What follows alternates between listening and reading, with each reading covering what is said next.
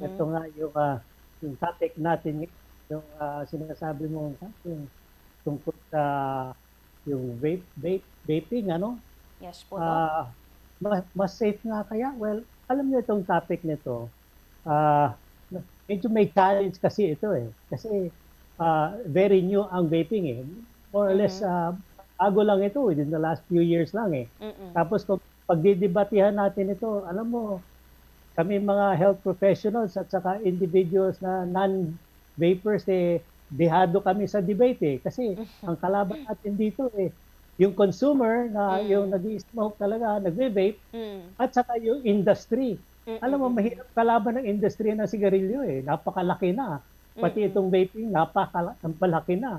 Tapos, ang lagay nito, ako as a healthcare worker, I will never say na smoking is good for you, di ba? Mm. Eh yung vape user naman, yung smoker, they will never say na hindi naman safe sa kanila yung kanilang ginagawa. Walang denial naman. So, pero anyway, itakal natin ito kung saan tayo makarating. Mhm. Yes po, with that, Doc. Mabalikan ko lamang yung nabanggit niyo po, 'no. So, agree din po tayo na mahirap po talagang kalaban yung industry, lalong-lalo na po sa mga sigarilyo. Kasi imagine, Doc, na lagi po nating naririnig na hindi maganda sa kalusugan yung paninigarilyo, yet nabebenta pa rin talaga or nabibilin pa rin talaga yung mga sigarilyo. Tapos sa mga packaging nila, may mga nakalagay na mga warnings. Hindi po ba, Doc, na yung mga epekto nito pong mga paninigarilyo, Doc Glenn? Yes, correct. Yan ang mga yung effort to deter the vice, yung habit ng smoking. Kasi all of this, yung sinasabi nila, well, the truth is, yung bottom line ingredient, yung sinasabi nilang dangerous is nicotine eh. Mm. Pero hindi naman talaga dangerous ang nicotine when used properly. Parang Hmm. konti-konti lang, ganon. It can actually be, med, nicotine can actually be, minsan medicinal pa nga eh. Kasi Hmm. parang stimulant din yan eh. Ang nagiging problema kasi sa nicotine is, minsan overused eh. Yung addiction, Hmm. siyempre kung isang sigarilyo lang a day, okay lang yun. Pero Mhm. nagiging ilan na, isang pakete isang araw eh. Yan eh. So that can be dangerous eh. So the bottom line is, yung nicotine itself, one sigarilyo lang, okay lang yan eh. Kung sabihin na lang okay. Pero Hmm. if you've been smoking one cigarette a day for the past 10 years, may difference na eh. Yan Mhm. eh.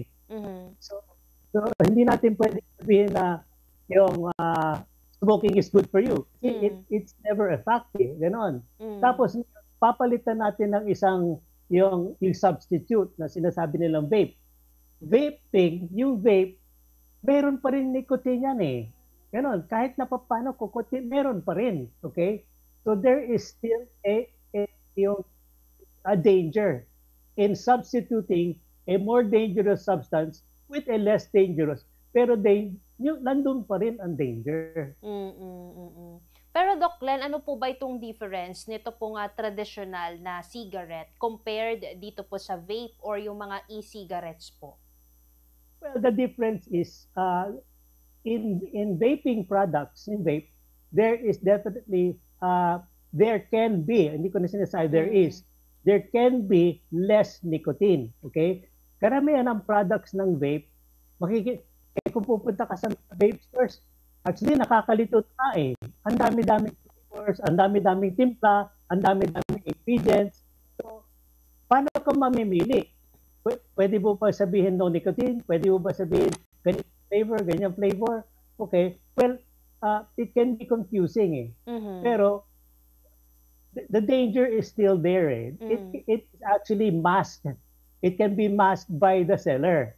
Na it can be masked yung danger.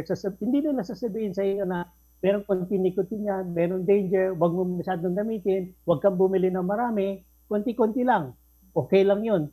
Pero pag nasubukan mo na, nagustuhan mo yung lasa, nagustuhan mo yung experience, yun leads to the use of vaping. Yan ang delikado sa yung mga younger na hindi mo pwede magsigarilyo. Pupunta sila sa vaping shop, they will start with a nice flavor, masarap, yung Hmm. vape, and matagal nila gagamitin, it will lead to, baka magsigarilyo na rin yan, after all Hmm. eh.